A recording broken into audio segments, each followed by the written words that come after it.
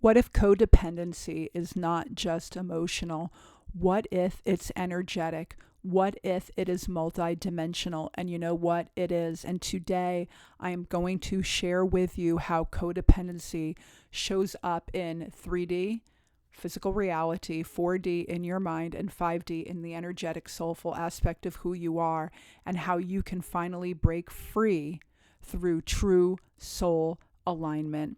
Hello, beautiful souls, and welcome to Infinite You. I'm Dr. Sheri L. Brown, multidimensional mindset mentor, psychologist, spiritual success guide, and energetic strategist for soul-led creators, leaders, and entrepreneurs. And I help conscious visionaries and creators clear energetic entanglements, realign with their soul sovereignty, clear their mindset in a really powerful way, and create a reality that reflects their true potential. I am so glad you're here. If you are returning, thank you, thank you. And if you are new, welcome, welcome.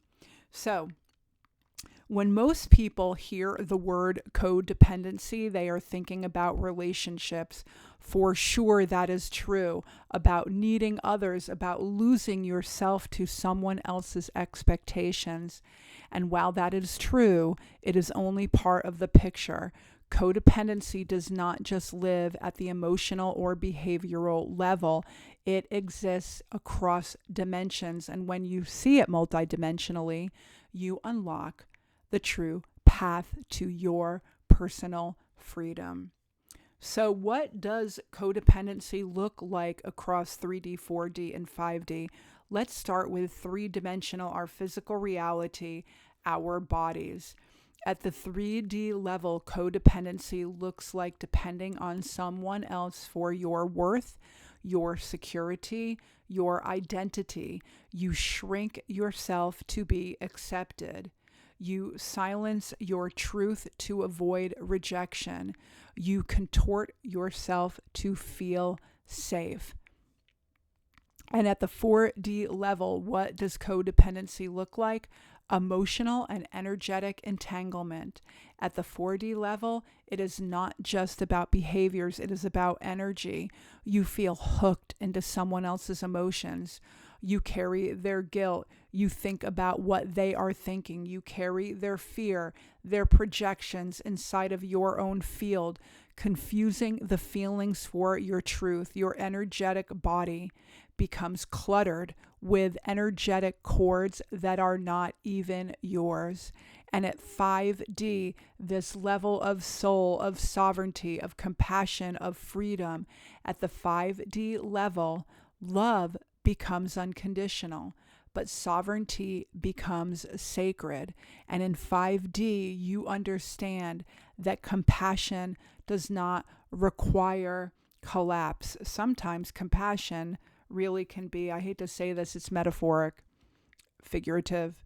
Sometimes compassion is a big stick. Think of it as an energetic stick, as your boundary. You can love without losing yourself. You can serve without sacrificing your soul. And I know this because I've lived it. Growing up, I became deeply entangled in my father's emotions and everything he was doing. I learned early that if I could just keep him happy, I would feel safe. And I didn't realize until much later how deeply that dynamic shaped my energy field, my patterns of over-giving, my subconscious fears, and even my sense of self-worth. Breaking free wasn't about blaming him. It was about reclaiming myself, my soul, my power. And I want to be really clear about this. And I'm sure many of you have felt this too. You know who you are when you are feeling sensitive or vulnerable or tuned into a different energetic aspect of what is going on in our three-dimensional world. And I think I just want to say, for any of you who are energetically sensitive, I think that that's the best way to describe it, being empathic. So when you have come into the world as an empathic soul, as a feeling soul, as a sensitive soul, if you are in any kind of a codependent relationship, it is beyond draining. It will affect you at every level of your being, in your body. I was just talking about this today, and I'm kind of like maybe sharing too much, but I'm going to go for it. I was diagnosed with migraine headaches at the age of 10. And I'm looking back now, I'm quite sure that my nervous system was just like freaking out, like just so much entropy on every level. Think about like Maslow's hierarchy of needs, right? Like the bottom of that triangle is all about safety and security.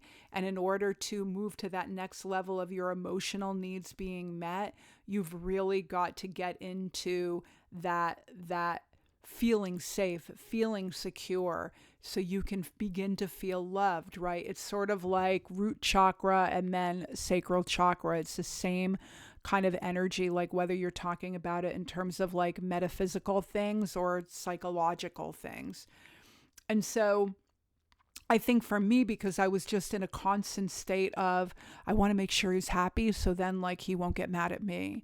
And I honored him and I worshiped him and I loved him. And I just was engaged at that level in a really maladaptive way.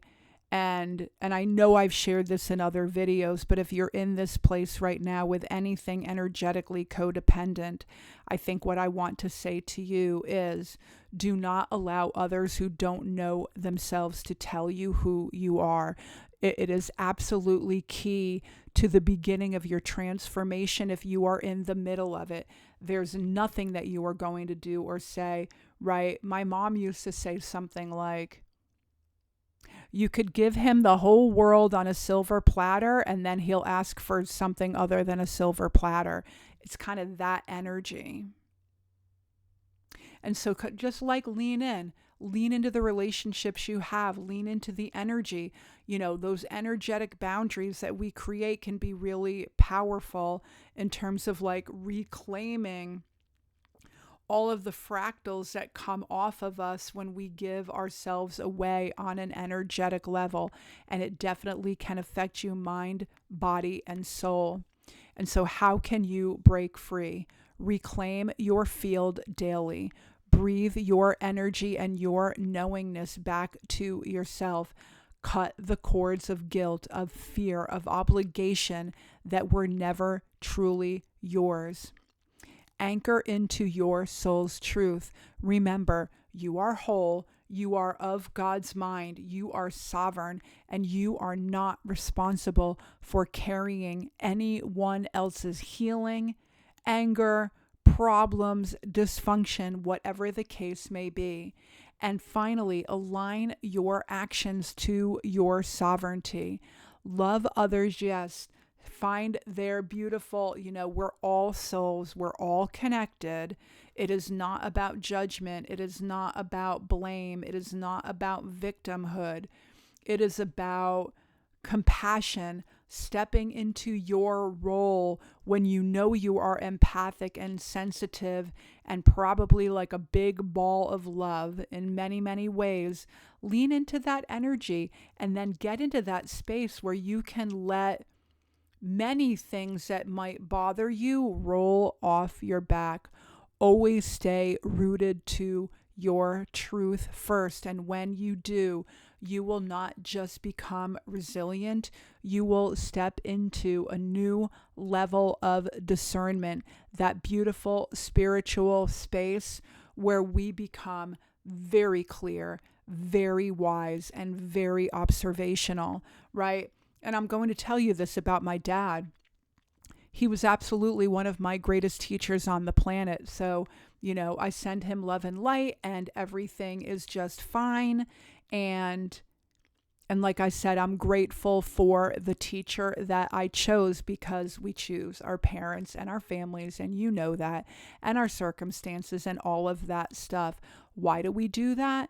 So we can expand and grow and become and really remember who we are. It is always about creating, remembering who we are, and definitely leaning into